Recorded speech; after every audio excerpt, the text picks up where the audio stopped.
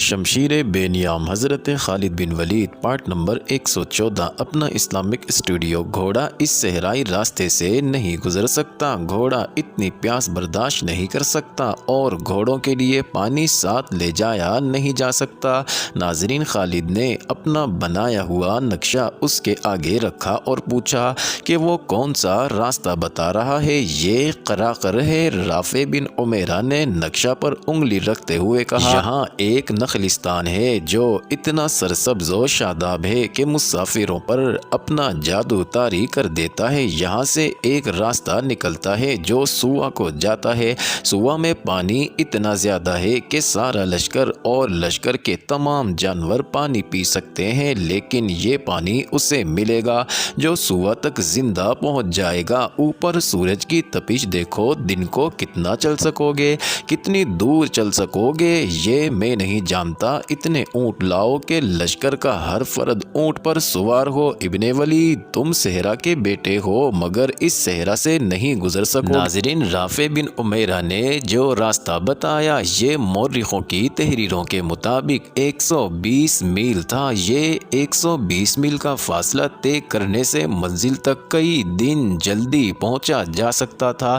ناظرین، خالد وہ سالار تھے جو مشکلات کی تفصیلات سن کر نہیں بلکہ مشکلات میں پڑھ کر اندازہ کیا کرتے تھے کہ ان کی شدت کتنی کچھ ہے۔ ان کے دماغ میں صرف یہ سمایا ہوا تھا کہ مدینہ کا لشکر مشکل میں ہے اور اس کی مدد کو پہنچنا ہے۔ ناظرین، سیدھے راستے سے فاصلہ 600 سے 700 میل تک بنتا ہے۔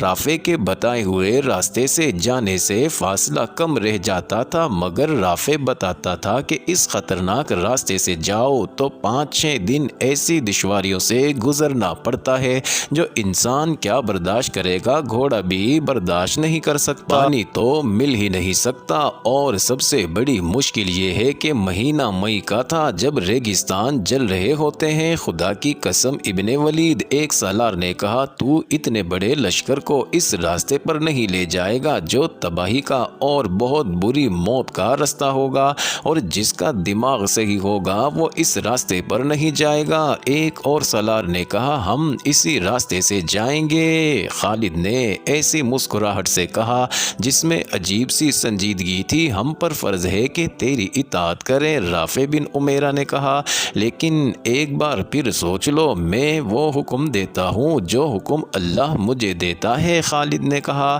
ہارتے وہ ہیں جن کے ارادے کمزور ہوتے ہیں، اللہ کی خوشنودی ہمیں حاصل ہے، اور پھر اللہ کی راہ میں جو مصیبتیں آئیں گی ہم کیوں نہ انہیں بھی برداشت کریں۔ یہ واقعہ اور یہ گفتگو طبری نے ذرا تفصیل سے بیان کی ہے۔ ناظرین، خالد کے سالاروں نے ان کے عزم کی یہ پختگی دیکھی تو سب نے پرجوش لہجے میں لبیک کہا۔ ان میں سے کسی نے کہا، ابن ولید، تجھ پر اللہ کا کرم، وہ کر جو تو بہتر سمجھتا ہے، ہم تیرے ساتھ ہیں۔ ناظرین، خالد نے اس سفر پر روانگی سے پہلے ایک حکم یہ دیا کہ لشکر کا ہر فرد اونٹ پر سوار ہوگا، گھوڑے سواروں کے بغیر پیچھے پیچھے چلیں گے۔ دوسرا حکم یہ کہ عورتوں اور بچوں کو مدینہ بھیج دیا جائے۔ ناظرین، سالاروں کو خالد نے کہا تھا کہ تمام لشکر کو اچھی طرح بتا دیں کہ وہ ایسے راستے پر جا رہے ہیں جس راستے پر پہلے کبھی کوئی لشکر نہیں گزرا۔ ہر کسی کو ذہنی طور پر تیار کیا جائے۔ ناظرین، مئی کا مہینہ اونٹوں کی فراہمی میں گزر گیا۔ جون سن 634 سن عیسوی ربیع الاخر سن 13 ہجری کا مہینہ شروع ہو گیا۔ اب تو صحرا جل رہا تھا۔ ناظرین، خالد نے کوچ کا حکم دے دیا۔ ان کے ساتھ 9000 مجاہدین تھے جو اس خودکش سفر پر جا رہے تھے۔ قراقر تک سفر ویسا ہی تھا جیسا اس لشکر کا ہر سفر ہوا کرتا تھا۔ وہ سفر قراقر سے شروع ہونا تھا جسے مسلمان مورخوں نے اور یورپی مورخوں نے بھی تاریخ کا سب سے خطرناک اور بھیانک سفر کہا ہے۔ ناظرین، مثنیٰ بن حارثہ قراقر تک خالد کے ساتھ گئے۔ مثنیٰ کو ہیرا واپس آنا۔ ناظرین، قراقر سے جس قدر پانی ساتھ لے جایا جا سکتا تھا مشکیزوں میں بھر لیا گیا، مٹکے بھی اکٹھے کر لیے گئے تھے، ان میں بھی پانی بھر لیا گیا۔ اگلی صبح جب لشکر روانہ ہونے لگا تو مثنیٰ بن حارثہ خالد سے اور اس کے سالاروں سے گلے لگ کے ملے۔ یعقوبی اور ابن یوسف نے لکھا ہے کہ مثنى بن حارثہ پر رقت طاری ہو گئی تھی، ان کے منہ سے کوئی دعا نہ نکلی، آنکھوں سے آنسو نکل آئے۔ ناظرین، دعائیں ان کے دل میں تھی، انہیں یقین نہیں تھا کہ وہ خالد کو اور ان کے 9000 مجاہدین کو پھر کبھی دیکھ سکیں گے۔ ناظرین، خالد اونٹ پر سوار ہونے لگے تو رافع بن عمیرہ دوڑتا آیا۔ ابن ولید، رافع نے خالد کے دونوں کندھوں پر ہاتھ رکھ کر کہا، اب بھی سوچ لے، رستہ بدل لے، اتنی جانوں سے مت کھیل۔ ابن عمیرہ، خالد نے غصے سے کہا، اللہ تجھے غارت کرے، مجھے اللہ کی راہ سے مت روک، یا مجھے وہ رستہ بتا جو مدینہ کے لشکر تک جلدی پہنچا دے۔ تو نہیں جانتا، تو ہٹ میرے سامنے سے اور حکم مان جو میں نے دیا ہے۔ ناظرین، رافع خالد کے آگے سے ہٹ گیا، خالد اونٹ پر سوار ہوئے اور لشکر چل پڑا۔ سب سے آگے رافع کا اونٹ تھا، اسے راہبری کرنی تھی۔ ناظرین، مثنى کھڑے دیکھتے رہے، انہوں نے اپنے ساتھیوں سے کہا، امیر المومنین نے ٹھیک کہا تھا کہ اب کوئی ماں خالد جیسا بیٹا پیدا نہیں کرے گی۔ ناظرین، وہی صحرا جو رات کو خنک تھا، سورج نکلتے ہی تپنے لگا، اور جب سورج اور اوپر آیا تو زمین سے پانی کے رنگ کے شعلے اٹھنے لگے۔ ناظرین، پانی کے رنگ کا جھلمل کرتا ایک پردہ تھا جو آگے آگے چل رہا تھا، اس کے آگے کچھ پتہ نہیں چلتا تھا کہ کیا ہے۔ ناظرین، جون کا سورج جب سر پر آیا تو لشکر کے افراد ایک دوسرے کو پہچان نہیں سکتے تھے، ہر کوئی زمین سے اٹھتی ہوئی تپش کے لرزتے پردے میں لرزتا، کانپتا یا لٹکے ہوئے باریک کپڑے کی طرح، لہروں کی طرح ہلتا نظر آتا تھا۔ مجاہدین نے ایک جنگی ترانہ مل کر گانا شروع کر دیا۔ ناظرین، خالد نے انہیں روک دیا کیونکہ بولنے سے پیاس بڑھ جانے کا امکان تھا۔ اونٹ کئی دنوں تک پیاسا سفر کر سکتا ہے، لیکن انسان پیدل جا رہا ہو یا اونٹ یا گھوڑوں پر سوار ہو، وہ چند گھنٹوں سے زیادہ پیاس برداشت نہیں کر سکتا۔ پہلی شام جب پڑاؤ ہوا تو تمام لوگ پانی پر ٹوٹ پڑے، ان کے جسم جل رہے تھے۔ ناظرین، کھانے کی جگہ بھی انہوں نے پانی پی لیا۔ دوسرے دن لشکر کا ہر آدمی محسوس کرنے لگا تھا کہ یہ وہ صحرا نہیں جس میں انہوں نے بے شمار بار سفر کیا ہے، یہ تو جہنم ہے جس میں وہ چلے جا رہے ہیں۔ ایک تو تپش تھی جو جلا رہی تھی، دوسرے ریت کی چمک تھی جو آنکھیں نہیں کھولنے دیتی تھی۔ ناظرین، ریت کا سمندر تھا، بلکہ یہ آگ کا سمندر تھا، اور لشکر شعلوں میں تیرتا جا رہا تھا۔ تیسرے روز کا سفر اس طرح ہولناک اور اذیتناک ہو گیا کہ ٹیلوں اور نشیب و فراز کا علاقہ شروع ہو گیا تھا۔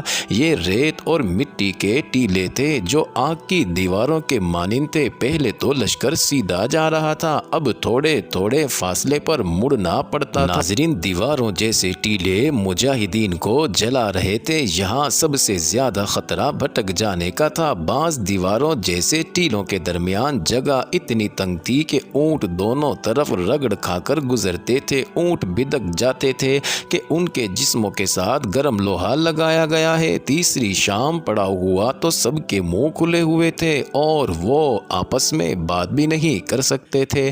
ناظرین، اس شام لشکر نے پانی پیا تو یہ ہولناک انکشاف ہوا کہ باقی سفر کے لیے پانی نہیں رہا۔ پانی کا ذخیرہ 5 دنوں کے لیے کافی تھا، مگر یہ تیسرے روز ہی ختم ہو گیا۔ ناظرین، راستے میں بھی مجاہدین پانی پیتے تھے۔ چوتھا دن قیامت سے کم نہ تھا، پانی کی ایک بوند نہیں تھی۔ ناظرین، پیاس کا اثر جسمانی ہوتا ہے اور ایک اثر صحرا کا اپنا ہوتا ہے جو ذہن کو بگاڑ دیتا ہے۔ یہ ہوتی ہے وہ کیفیت جب سراب نظر آتے ہیں۔ ناظرین، پانی اور نخلستان دکھائی دیتے ہیں، شہر اور سمندری جہاز نظر آتے ہیں اور مسافر انہیں حقیقت سمجھتے ہیں۔ ناظرین، ریت کی چمک کا اثر بھی بڑا ہی خوفناک تھا۔ لشکر میں کسی نے چلا کر کہا، وہ پانی آ گیا، پہلے میں پیوں گا۔ وہ آدمی چلتے اونٹ سے کود کر ایک طرف دوڑ پڑا۔ 3-4 مجاہدین اس کے پیچھے گئے، اسے اللہ کے سپرد کرو۔ رافع بن عمیرہ نے دور سے کہا، صحرا نے قربانیاں وصول کرنی شروع کر دی ہیں، اس کے پیچھے مت دوڑو، سب مرو گے۔ ناظرین، تھوڑی دیر بعد ایک مجاہد بے ہوش ہو کر اونٹ سے گرا۔ وہ اٹھا اور اونٹ کی طرف آنے کی بجائے دوسری طرف طرف چل پڑا۔ کوئی بھی اس کے پیچھے نہ گیا۔ پیچھے نہ جانے کی ایک وجہ یہ بھی تھی کہ سب کی آنکھیں بند تھی۔ ایک ریت کی چمک اور تپش آنکھیں کھولنے ہی نہیں دیتی تھی۔ ناظرین، چوتھا دن جو پانی کے بغیر گزر رہا تھا، صحیح معنوں میں جہنم کے دنوں میں سے ایک تھا۔ ناظرین، ایسے لگتا تھا جیسے سورج اور نیچے آ گیا ہو۔ پہلے تو سب خود آنکھیں بند رکھتے تھے کیونکہ چمک اور تپش آنکھوں کو جلاتی تھی۔ اب آنکھیں کھلتی ہی نہیں تھی۔ اونٹ تک ہارنے لگے تھے۔ کوئی اونٹ بڑی خوفناک آواز نکالتا، بیٹھنے کے لیے اگلی ٹانگوں کو دوہری کرتا اور ایک پہلو پر لڑک جاتا۔ ناظرین، سوار بھی گرتا مگر اس میں اٹھنے کی ہمت نہیں ہوتی تھی۔ لشکر میں ہر کسی کی آنکھیں بند تھی اور دماغ بیکار ہو گئے تھے۔ انہیں محسوس ہی نہیں ہوتا تھا کہ ان کا کوئی ساتھی اونٹ سے گر پڑا ہے یا یہ کہ اس کا اونٹ بھی گر پڑا ہے اور اسے اٹھا کر اپنے ساتھ اونٹ پر بٹھا لے۔ ناظرین، سراب کا شکار ہونے والوں کی تعداد بڑھتی جا رہی تھی۔ خود خالد کی حالت ایسی ہو گئی تھی کہ انہیں کچھ پتہ نہیں چل رہا تھا کہ لشکر میں کیا ہو رہا ہے۔ وہ تو عزم اور ایمان کی قوت تھی جو انہیں زندہ رکھے ہوئے تھی۔ ناظرین، اور یہ اونٹ تھے جو چلے جا رہے تھے۔ اگر اونٹ رک جاتے تو لشکر کا کوئی ایک بھی فرد ایک قدم نہ چل سکتا۔ گھوڑوں کے منہ کھل گئے تھے اور زبانیں لٹک آئی تھی۔ ناظرین، مجاہدین کی زبانیں سوج گئی تھی، حلق میں کانٹے چبھ رہے تھے، اس وجہ سے ان کے منہ بھی کھل گئے تھے۔